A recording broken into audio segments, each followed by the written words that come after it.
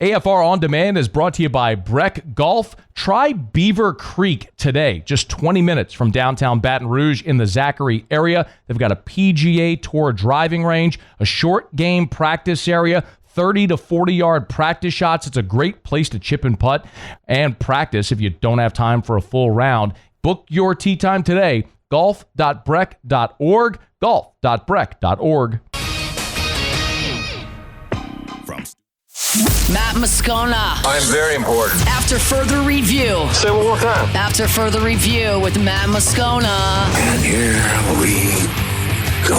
Live from the Mercedes-Benz of Baton Rouge studio. That's right!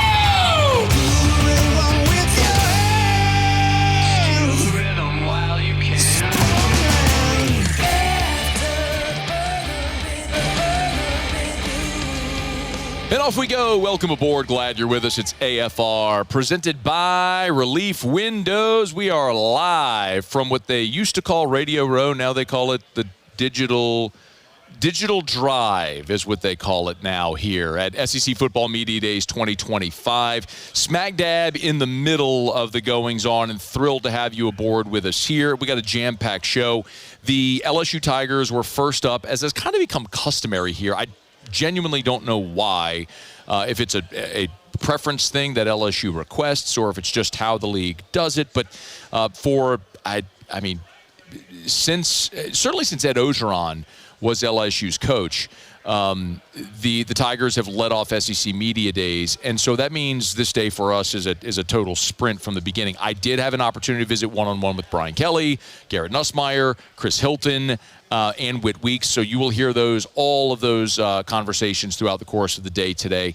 I'll start with we're supposed to have Dari Nokwah from the SEC Network joining us. He was scheduled to join us right here, literally at the top of the show at 3 Central, 4 Eastern. So Dari may be walking up literally at any moment to sit down. But I always look at SEC Media Days as a very interesting opportunity. And I will get through today what the LSU contingent said. South Carolina also went this morning. As we speak, Vanderbilt and Ole Miss are taking their turn, so we are expecting the Vanderbilt and Ole Miss players to be on Radio Row at some point here in the next hour or so.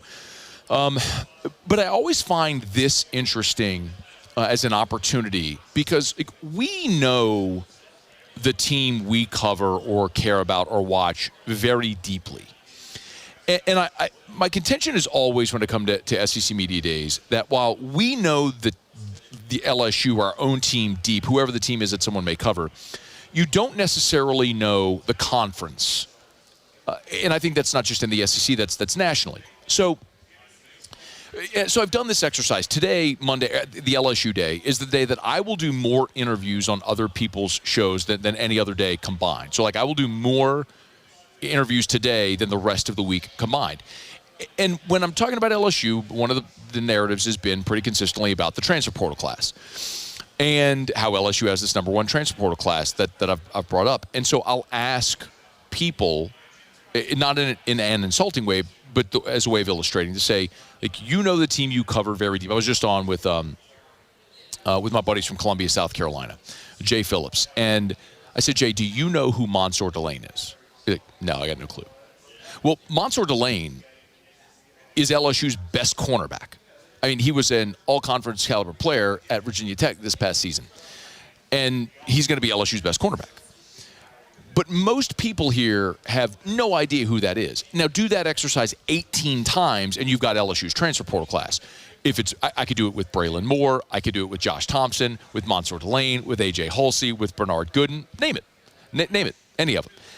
But some people may know Nick Anderson coming in from Oklahoma. But the point is, we all know what LSU's weaknesses were, what they had to address in the transfer portal, and what they did address by way of improving the roster.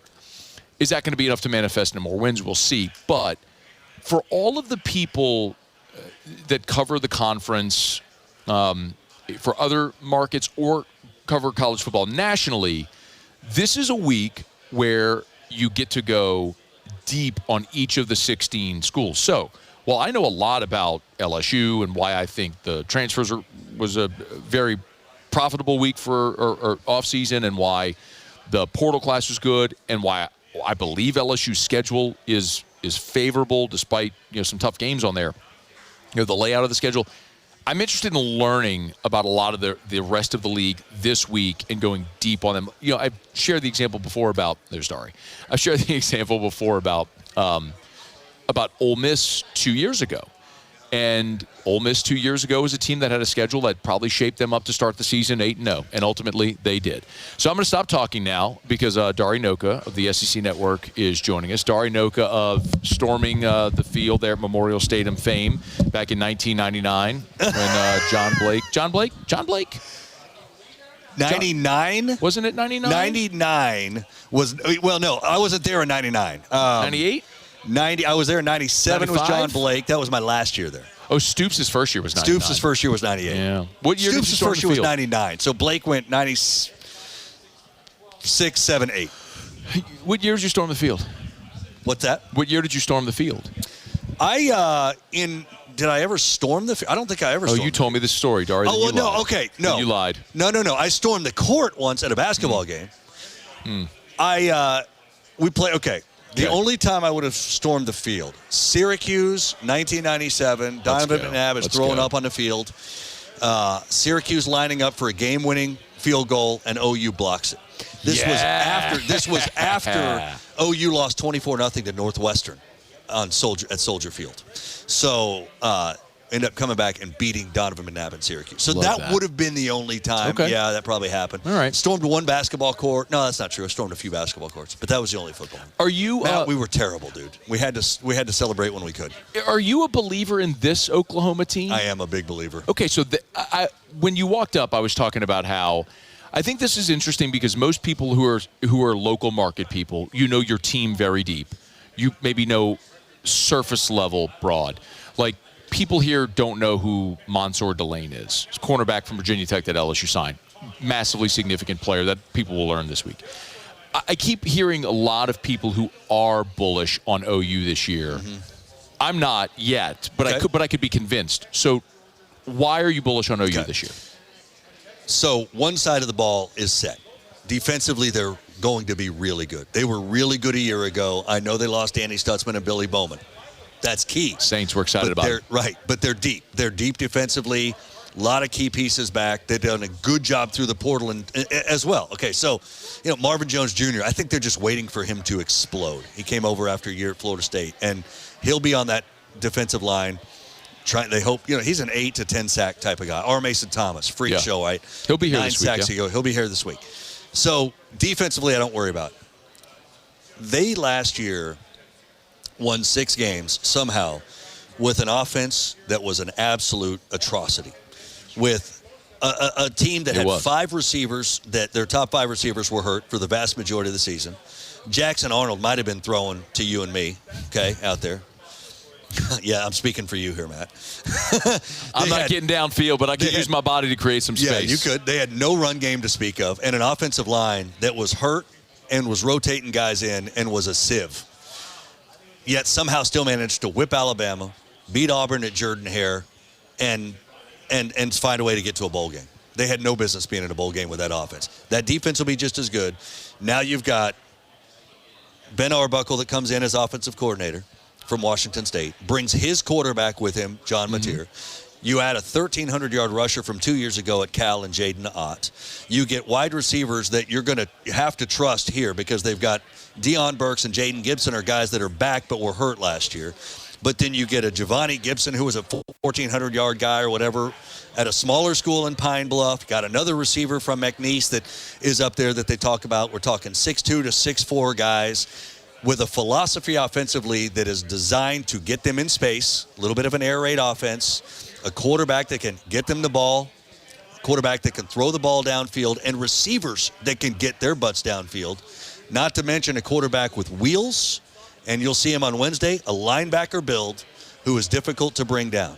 So you've got a run game at the quarterback spot to keep defenses honest, receivers that we believe will be in position to make plays, a bona fide tailback that with a little better offensive line is going to have room to run. If that offense is good to really good, with that defense, I think Oklahoma's an 8 or 9 win team. Okay, I think 8 or 9 could be, especially the schedule is a problem. I'm not going 11-1 The schedule's a problem. I've heard playoff talk for OU. Okay. I don't know that I believe that I could absolutely be convinced they could win 8 or 9, but that schedule's Can I see that? Let me see that magazine. I want to run through the schedule real quick because I'm going to tell you what I was talking about today on local radio in Oklahoma. That schedule, yes, like we looked at it when we unveiled it on the SEC Network and looked at a 7-game stretch starting with Texas and ending with LSU that was as nasty as any schedule in America. Now, look at the schedule a little more closely with what we now – nice turn there. Good job. With what we now know. All right, that 7-game stretch. Texas, I could have just gone to the worldwide interweb and typed that would have been faster. Oklahoma. Okay. So the Texas game is what it is. At South Carolina, I think that's tough. Ole Miss is coming in with a first-year starting quarterback, okay, against that defense at Owen Field. At Tennessee, what's Joey Aguilar? Do we know?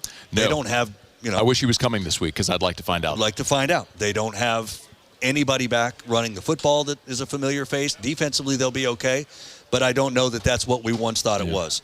At Alabama, sure, that's a tough game. I'll give it to you. At Tennessee, at Bama with an open date between. With an open date in between. Yeah. We know what happened last year when Alabama played OU. Different story, but still a first-year starting quarterback, Ty Simpson. Missouri, do they really scare us anymore like they did even a little bit last year? Offensively, they're replacing virtually everybody. In the quietest 10-win season ever. It was.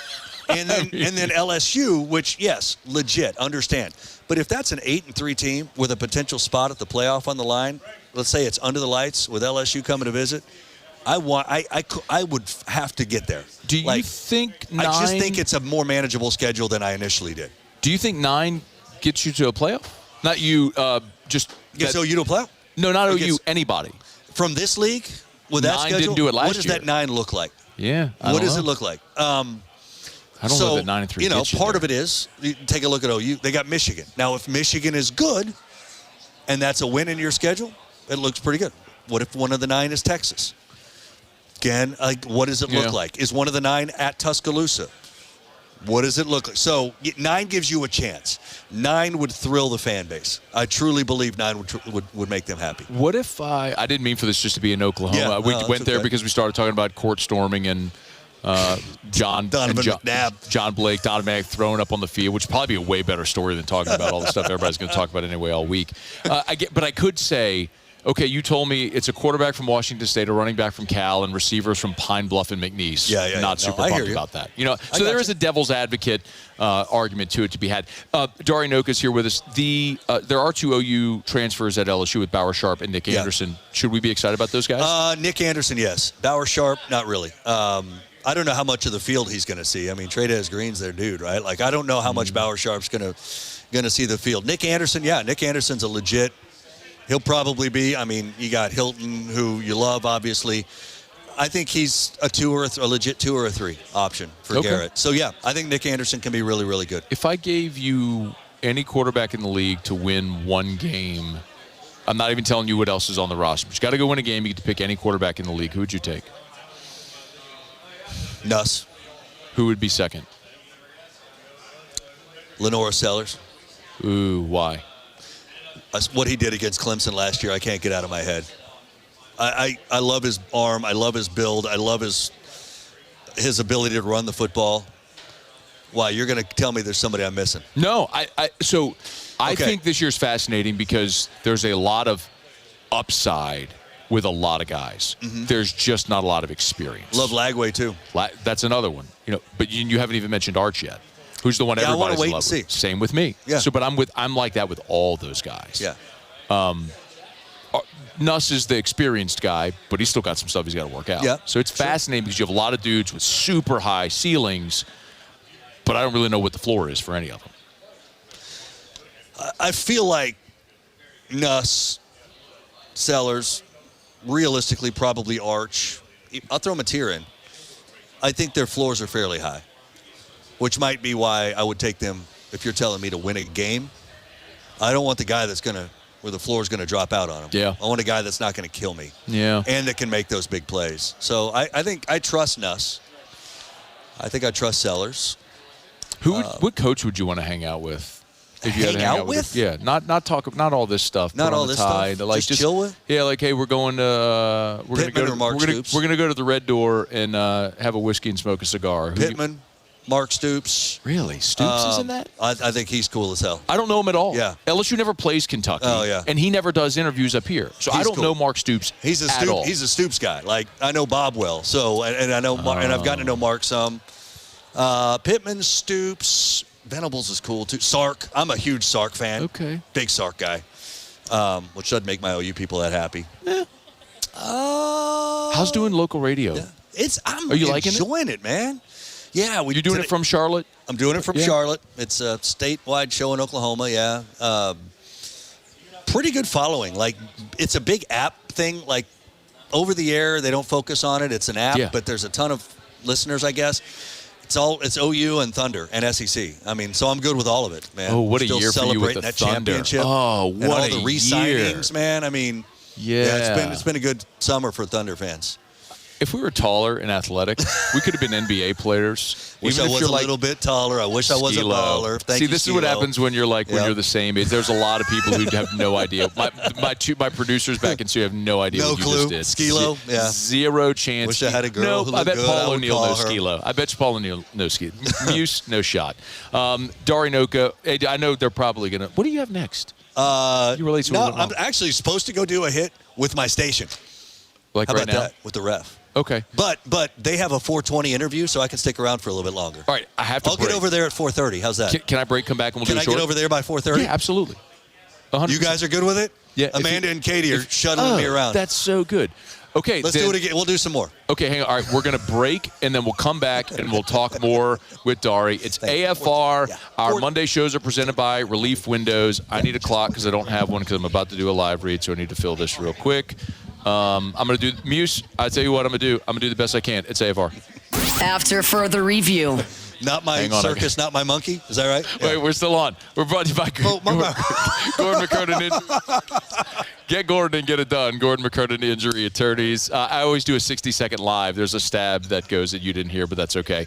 Get Gordon and get it done. You've been injured in an accident. It's not your fault. Do it. Injured people in our state have done for decades. No, you're this one right there. There you are. Sorry about that. No, you're good. It's live radio. It's why we do this. And, of course, because of great people like Gordon McCurtain Injury Attorneys. Get Gordon and get it done.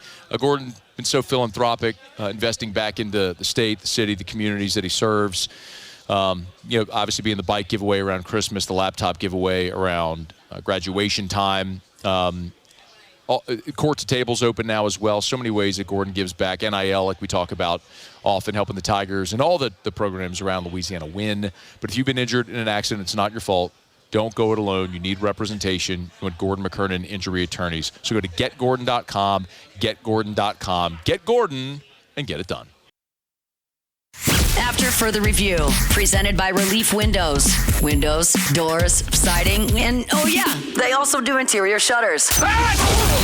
Live from the 2025 SEC Football Media Days, powered by Parish Construction and Roofing. Enter now for your chance to win $10,000 cash at parishbuilt.com. Our coverage is also presented by Rev and Relief Windows. Relief Windows. We are back from, what are they calling it? Not Dari Nokwah's with us. It's Digital Drive. Digital Drive. Yeah. Feels like they tried a little hard. By the way, is there a button that can allow me to hear you through my headset? You don't hear me? No. Now talk to me. What about now? That's fantastic. Wow. Sorry I was crushing your live read there. Why in the world wouldn't you have said that in the first segment? Because I just did this. Move my... I'm not high maintenance, Matt. Come on, dog. I did an interview on Jocks earlier, and they gave me headphones and a handheld mic, and I couldn't hear anything in the headphones. So I just did one of these. Just did one of those.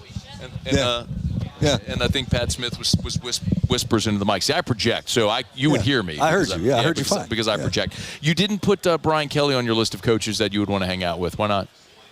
Why do you hate him? Listen, I don't, okay? But I was doing the show today in Oklahoma when he was on, and a little text line that we have, people don't like him. It's so weird. Man. I guess I get it. I don't know. I don't look at Brian and say, man, that dude's a good time. Maybe he is. I don't know. I'm going to tell you, Dari. Is he a good time? I'm not. Hold on. Rivs, can you please confirm, do you think I am an unapologetic LSU homer? I'll pick them to lose games. Okay. I picked them to lose I'm picking them to lose to Clemson. Okay. Well, that's just because it's an opener. That's it's been a minute. If I think they're going to lose, I'll tell you. If I think they're going to win, I'll tell you. Okay. Are you trying to tell me I should hang out with Brian Kelly? No, my point is I didn't know him at all till he got the job. I saw on TV, whatever, but I never had an interaction ever. He's been delightful. Yeah. Okay, so here's so in 2010, ESPN, when I was up there in Bristol, sent me to South Bend for Notre Dame's spring game, just to be a reporter for it. Okay. Kind of out of the blue, never been to Notre Dame. And I will say this, Brian Kelly welcomed me and showed me around and had he was phenomenal with me. Gave me all the time I needed after the game, the day before the game. So, I probably owe it to him to put him on the list. Not that he cares, but so that was my interaction with Brian Kelly. Who's the best national media guy that you'd want to hang out with, or gal? Oh, God. I mean, would you want to hang out with McElroy? He's right there. Yes. Okay. Are you kidding me? Oh, okay. He is right there. He's right there. Would you want to hang out with? Chris Doering's fun. Doering's a good time. Doering's fun. Who one of my good friends is, going back to ESPN, Brett McMurphy. I'm a big Brett McMurphy guy, and he's just got a new actually gig. Really fun. On 3 now. Good for him. Yep. Got a new gig. He's an Okie, too, so we can talk about that. We're big Thunder guys. Okay. So we talk about them, even though he went to OSU. It's okay. Oklahoma State. He's a Cowboy. So did Garth Brooks, right? Yeah, so did Garth. Yeah, that's right. It's okay. It's fine. Can't be perfect. I just don't care enough about Oklahoma or Oklahoma State. I'm sure at some point the LSU-Oklahoma thing on Thanksgiving there will be enough of a contentious – it's what happened with LSU A&M with the 7 overtime thing. There will be a contentious moment that breeds hate. Is this going to stay a Thanksgiving thing? Do you want it? Yes, I love it. Me And too. so do Thank OU fans, by the way. Oh, good. Yes, Good. They absolutely want it. So LSU has no Egg Bowl. They have there is no geographic rival. Even OU, I understand OU has Oklahoma State and Texas, but Bedlam going away, LSU doesn't have anything like that. Yeah. There just isn't a natural geographic rival. The Arkansas thing was stupid and forced, but I think playing Oklahoma on Thanksgiving could be a really cool thing, because I think there's a chance you'd have two teams actually playing games of significance in November. Right. And at this point, there's no plans for Oklahoma State to want to play OU again. I mean, if they did, who knows when it would be. Texas is not moving from the second Saturday in October. So there is no natural anything for OU for Thanksgiving week. I mean, forever it was Nebraska and, Big 8 days. And then it kind of changed around a little bit. And it was OSU for a little while. And it's changed some. OU people want this to stick. They do. They want this to exciting. stick. And I feel like every time I talk to Oklahoma people, they push back on it. Why? Maybe, I don't know. Maybe it's just media people. I don't know. So I remember the year the first 8 games, or the first 16-team schedule came out, 2 years ago when the schedule came out. Mm-hmm. I had a conversation with somebody in the SEC. And I said, are we going to, if we go to, a regular game on Thanksgiving, is there any talk about who it would be for OU? And he said, yeah, the conversation is Missouri. And I'm Ooh. Ugh, gosh, no, man. This would be great. I don't know why OU people would push back on it. I'm glad to hear you say that. I hope it does stick as well. Do you think that game this year? What do you think will be on the line for that game this year? Mm-hmm. I think for OU it could be a 9th win and a potential an opportunity to have the playoff argument. Okay. For LSU, it could be a spot in Atlanta. Okay. I mean, that's what I kind of expect. I'm big on LSU. Okay. Yeah. I don't want to be big on the team they're not really under the radar, but I don't want to who Peter Burns. No, I'm just kidding. I feel like a lot of people are guys you want to hang out with. No, I love PB. I don't want to go with the masses, but I know a lot of people like LSU. I can't stay away from them. Do you think? Okay, that's interesting. Okay, I hear so consistently, and I haven't made up my mind yet. I don't know where I fall. I feel so consistently that I hear it's Georgia, Texas, Bama, top 3. Then there's the next tier, whatever that is. If it's Tennessee and LSU or whoever, right? I look at the 3 that everyone assumes. I'm not saying put LSU there. I'm saying I got real questions about Georgia, Bama, and Texas. 3 quarterbacks that are first-year starters. All of them. Yeah. Georgia last year did not look like Georgia, and I don't know what they're going to be at quarterback. I mean, I did this whole Bama is burning bit all last year because it was the most obvious thing in the world, Dari. You can't lose half your roster and Nick Saban, and just think you're going to be awesome still. Yeah. So I think they're 9-3 again. So Texas has the schedule to be really good, but I don't know what Arch is going to be. What's Arch going to do against Ohio State? I don't know, and I can't wait to find out. So, but that's my point. Like, I'm not saying none of those teams are going to be there. I'm just saying I can't confidently say they will. Yeah, it's fair. And I don't know about the middle tier league, so it's why it was interesting why you're high on LSU, because most people don't include it's a next tier thing. Well, there's just talent on both sides of the ball. Like, and a fifth-year quarterback is a second-year starter who I was talking to him this morning down there on a quick interview, and we may never see a guy stay at one place 5 years again. Yeah, that's a good point. It's incredible, but. No, I trust him a lot. I love his receivers. I love the defense. The strides it took year one under Blake Baker. Now we're going to get another opportunity to see them take more strides under Blake Baker. Perkins is healthy.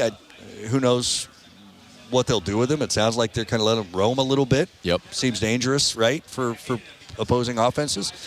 I don't know. I like if you're looking at rosters and you're like, I don't have many questions here and I don't have many questions here. On those two sides of the ball, there may be the one that I look at and say, I have the fewest questions about him. I love that makes it tough to not like them. He's our favorite. He's Dari Nokwah. He's the best guy here that you'll hear from all week. I'll tell That's you right. that. Remember okay, that. Before you go. 2 segments. You tell me at the end of this thing, who else stops by and gives you 2 segments too?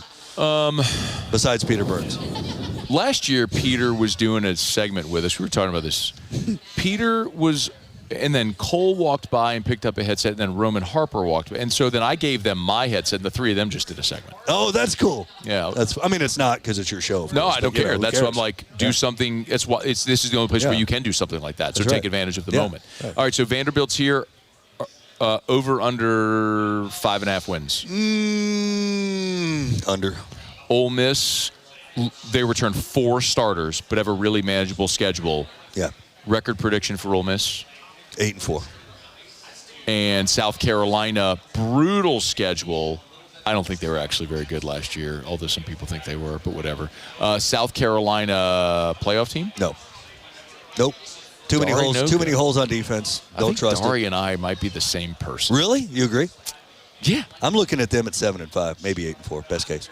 I think Vegas's win total projection, the over/under for Carolina, is set at 7.5. That's fair. I need to look. Good. I need to check to make sure I'm not off on that. I wouldn't bet either way on it. I think that's a good number. That's a no play for me. Absolutely. But OU 6.5. You're going over, huh? Yeah, absolutely. I'm just not sold on the Washington State quarterback, the Cal running back, and the receivers from Pine Bluff and McNeese. I hear you. I mean, I hear you. You're an elitist. I get it, man. I am. It's all good. Admittedly. I know you are. I'm admittedly a college football elitist. I'm not saying good players can't come from those places, but if that's what you're trying to sell me on as to why OU is going to be great this year, I'm not buying that. I think they have a lot to prove it. For me, anyway. Yeah. Dari, you're great, man. Thank you so much. Thank you. Anything we can promote for you? Foundation? Anything? Sure. Hayden's Please? Hope. Hayden's Hope. Absolutely. Yep. That's a foundation that you can certainly contribute to, and we raise money for children, for families of children awaiting a life-saving organ transplant. So that's something we've been doing for a while now. Hayden would be 14 years old in August next month. God bless, man. God bless. But no, man. Other than that, I'm just we're raising 4 kids and getting ready for football and doing radio every day now. So it's been fun. Well, God bless you and your wife, man. You're a great dude. I always love when we get to visit. So thanks for having some fun and for spending this much time with us, man. Of course, man. He is Dari Nokwah. I'm going to do another live read right now, too, by the way. So Can I talk right through it? Not my circus, not my monkey. Have fun. Bye-bye.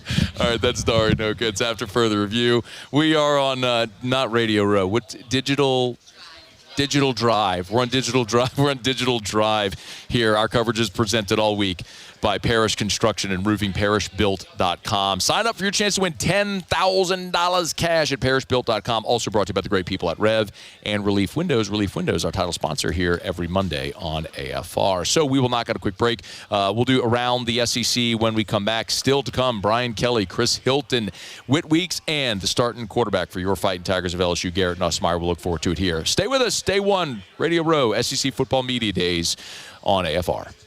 After further review. We are brought to you by River City's 1 hour air, where they're always on time or you don't pay a dime. It's 93 and sunny in Atlanta. It's probably a bajillion. It's infinity degrees in Baton Rouge right now. Got an issue with your AC?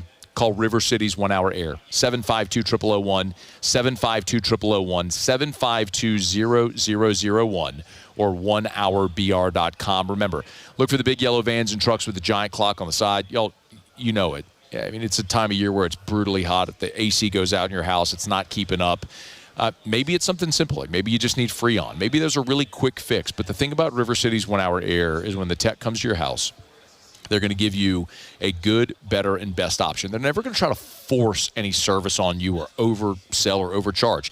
They will give you all the options, and you make the decision. But they're going to treat you great. You'll be very pleased with the quality of the work and the quality of the person coming to your house from River City's 1 Hour Air. 752-0001, whether they're always on time or you don't pay a dime. After further review, presented by Relief Windows. Windows, doors, siding, and oh yeah, they also do interior shutters. Live from the 2025 SEC Football Media Days. Powered by Parish Construction and Roofing. Enter now for your chance to win $10,000 cash at parishbuilt.com. Our coverage is also presented by Rev and Relief Windows. Commissioner Greg Sankey started the day earlier today, as he does every year, with sort of the State of the Conference address. The two things I think that are most notable this week from Greg Sankey, and interestingly, there wasn't a lot of like stumping or saber rattling. He did make a few points about college football playoff expansion, which we'll talk about in a second. But maybe most notably was the question about when they will announce a schedule format for 2026. Remember, the 16-team league schedule was a stopgap for last year and this year. So it was the schedule last year. They flipped home and away for this year, but there is no future plan yet for format, number of teams, all that. So Greg Sankey was asked that earlier in the main room.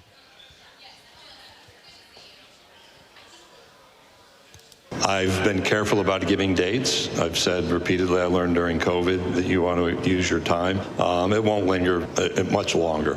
We have to make decisions about the 26th season and adjust. If we're going to go to 9 games and there have to be games removed or rescheduled, and if we stay at 8, probably a little bit easier on that part of the logistics. Once we make a decision in the conference office, we're pretty ready to go. If you go back to when we made our last decision, we were in Destin. I think 2 weeks later, had opponents out, and shortly thereafter, we were prepared with dates and sites, sort of thing.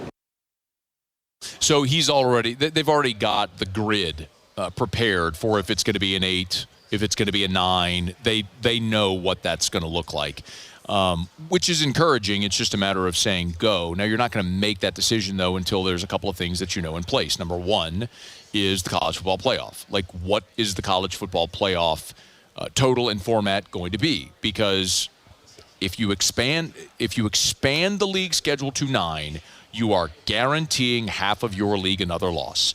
If you do that, you have to have protections guaranteed in place. I'm just explaining the thinking from Sankey. You have to have guaranteed protections in place to make sure that you are adequately represented and you're not putting yourself at a disadvantage. That's one. 2 is TV revenue. And ESPN, as far as we know, has already been sort of forthright in saying that they would be willing to negotiate the TV deal to make sure that the league is compensated properly for having additional inventory. Because look, if you go to a 9th league game, then you're adding an entire extra weekend of SEC inventory for your TV deal. You got to be compensated for it. So as long as the SEC is willing, or the TV partner, in this case ESPN, is willing to do that, it seems like that's the way y'all know how I feel.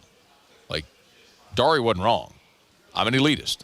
I don't care if I ever see a G5 team play a Power 5 ever again. I never want to see it again. Like, give me the top 40 or 50 teams in college football, whatever that number is, let them all play each other every year. That's what I want to see. I never want to see LSU against McNeese, no disrespect, ever again. Or just look at this year's schedule. Louisiana Tech, Western Kentucky, save it. I'd never want to see that game ever again. Give me a schedule full of 12 games that I want to see, or 10. I don't care if it's 10 regular season games in a longer playoff. Whatever you have to do to make it work. That's what I hope we are moving toward in college football. All right, it is After Further Review. We're glad to have you with us here from a Digital Drive. I'm not going to get used to saying that this week. We're brought to you by Lee Michaels Fine Jewelry, lmfj.com, lmfj.com for Lee Michaels Fine Jewelry. Gents, if you're thinking of popping the question, look, in Baton Rouge and Louisiana, Lee Michaels has helped people get engaged for 4 decades. It's because they do an amazing job of making you comfortable with your purchase. You want to go in and try on 1,000 rings, do it. Try on 1,000 rings, don't buy anything today, do it. That's fine. You're making a lifelong purchase, and they want you to be thrilled with it. More importantly, they want her to be thrilled and you to be the hero. So make sure you check out our friends at Lee Michaels Fine Jewelry. Online at lmfj.com, lmfj.com for Lee Michaels Fine Jewelry. All right, Muse, aside from us being here at Digital Drive at SEC Media Days, Radio Row, the Major League Draft is also going on. 8 Tigers were selected in day 1. 4 current Tigers, 4 LSU signees. Day 2 now. Muse, catch us up, if you would, on day 2 of the draft. Yeah, it's been another busy one. We'll start with just your current LSU Tigers. That got started in the 6th round. Danny Dickinson was the first off the board. He's headed to the Brewers, so congratulations to Danny Dickinson. You'd have to wait a little bit longer for the next one. That'd be Jared Jones in the 9th round, heading to the Pittsburgh Pirates, which means if he makes it up there, the Pirates could have 2 players named Jared Jones, which would be actually really entertaining. Very shortly behind him, 5 picks later, Jacob Myers goes to the Boston Red Sox in the 9th round. And then in the 10th round, you saw Cade Woods go. LSU Tiger Cade Woods. Of course, Cade entered the transfer portal, but now I would imagine going in the 10th round would sign with the Atlanta Braves at pick number 307. Now, with the signees, it's become a little bit more interesting. The very first pick of day number 2 was Landon Hodge, an LSU signee. 2 more would follow in the 4th round. Miguel Syme Jr., the righty that throws 100, and then Briggs McKenzie, the lefty, would also follow in round number 4. You would wait out the rest of the 10 rounds until you got to round 11, and this just happened within the hour. River Hamilton, right-handed pitcher, signee for LSU, goes to the Detroit Tigers in the 11th round. It's interesting because Detroit, they had a bonus pool of just under $11 million to spend in this draft. In their first 10 rounds, they took 4 high school players and a college senior from Maine. They could have a little bit of money left to throw around. River Hamilton might be one to watch there for LSU. He didn't go in the top 10, but right outside of the team that could be willing to spend and make it worth his while. That catches you up so far with the MLB Draft here today, though. All right, thank you, Muse. Appreciate it. Yeah, remember, as we sort of discussed and remind you, that in the first 10 rounds of the draft, if you hear a player's name called, they're gone. They've already agreed to a bonus number, and they've been selected, and they're going to sign. So the 4 LSU baseball players, the 4 signees that heard their name called on Sunday, they're all gone. The big disappointment that we were sort of sweating out was Ethan Fry. Fry got picked by the Astros. As I understand it, he's going to get in the neighborhood of $1 million. So he seemingly would have had a decision to make. He could have come back, played a position, potentially elevated his draft stock. Ultimately, bird in hand, been in college for 3 years, decided to take the money and go. So Ethan Fry, that's a big disappointment. And from LSU's perspective, it's a big disappointment because that's a power bat. And now losing Jared Jones and Ethan Fry, you don't have that power bat in your lineup next year. Braden Simpson, the transfer from High Point, hit 22 homers. He could be that, but how does it transition to the SEC? Jake Brown certainly has power potential. There's guys who can run the ball out of the yard, but it's not that big bat in the middle of your lineup that you would look for. So they really lack that. The interesting thing that we've talked about with respect to the outfield, though, was Chris Stanfield. What would happen with Chris Stanfield if he went undrafted and came back and you had Ethan Fry in the outfield along with Derek Curiel and Jake Brown? Well, that sort of answers that now. If Stanfield were to come back, he would likely still have a starting spot in your outfield. So we'll keep an eye on the rest of the draft, how it goes, but you feel pretty good. Look, the thought initially was there was probably going to be a half dozen or so of your signees that you would lose. Well, Brady Ebel, Jaden Fausk, Briggs McKenzie, Dean Moss, as Muse mentioned, River Hamilton, Landon Hodge, Miguel Syme, Quentin Young. It's been a little bit more, with 8 guys selected already, it's been a little more of a hit than I think they had anticipated coming into this draft. So we'll see how it plays out the rest of the way. All right, it's after further review. We're glad you're hanging out with us here. When we come back after the top of the hour, had a chance to visit with Brian Kelly earlier today as LSU is beginning their rotation. You'll hear our one-on-one. Also next hour, our visit with Chris Hilton. You'll hear our conversation with LSU linebacker Whit Weeks and quarterback Aaron Nussmeier. South Carolina took their turn earlier this morning. Let's hear from Shane Beamer, and also Jay Phillips will join us, who does radio up there in Columbia, South Carolina. So we'll look forward to that big game with LSU in South Carolina this year. There's many people here high on the Gamecocks. I keep looking at the schedule wondering, how do they navigate that and get above 8 wins? So I don't look at Carolina as a playoff team.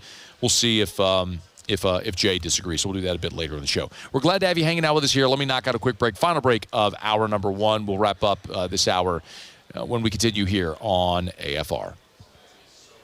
AFR is brought to you by Darren James and Associates, brokered by LPT Realty. If you're thinking of selling your home, why would you call anyone else other than Darren James? And listen, I tell you all the time about how Darren James on the Wall Street Journal Realtor is listed the top 1% of realtors in America, literally selling more homes than any other realtor in Baton Rouge. I was talking to Darren over the weekend, and he was visiting with a client, and this client said, Darren, I know you sell so many homes. Why are you selling mine? Darren told him, listen, it doesn't matter if it's a $50,000 home or $50 million home. The most important home to me is the one I'm sitting in right now because it's important to you, the client.